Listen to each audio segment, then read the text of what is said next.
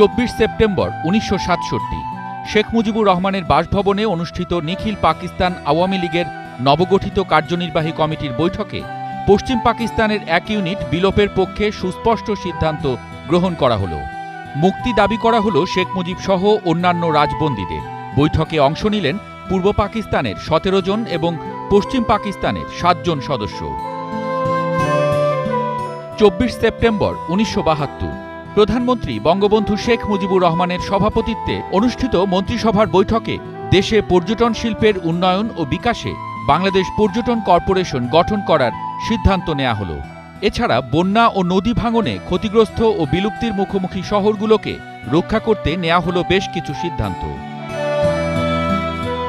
24 September 1973 বঙ্গবন্ধুর উদ্যোগ ও পরামর্শে জাতীয় সংসদে পাশ হল বাংলাদেশ কুটির শিল্প কর্পোরেশন বিল 1973। আগামী 5 সালা পরিকল্পনায় এ খাতে 121 কোটি টাকা বিনিয়োগের সিদ্ধান্ত। 24 সেপ্টেম্বর 1973 বঙ্গবন্ধুর কূটনৈতিক বিজয়, বাংলাদেশকে স্বীকৃতি দিল সুদান। 24 সেপ্টেম্বর 1974 জাতিসংঘের সাধারণ পরিষদের অধিবেশনে যোগ দিতে নিউ ইয়র্ক পৌঁছলেন প্রধানমন্ত্রী বঙ্গবন্ধু শেখ মুজিবুর রহমান।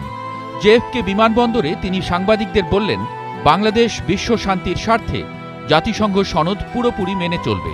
মুক্তিযুদ্ধে বীর শহীদদের স্মৃতির প্রতি শ্রদ্ধা জানিয়ে বঙ্গবন্ধু বললেন, বাংলাদেশের জাতিসংঘ ভুক্তির এই ঐতিহাসিক মুহূর্তে আমি স্মরণ করছি সেই সব শহীদদের যাদের আত্মত্যাগের বিনিময়ে স্বাধীন সার্বভৌম বাংলাদেশের অভ্যুদয় ঘটেছে।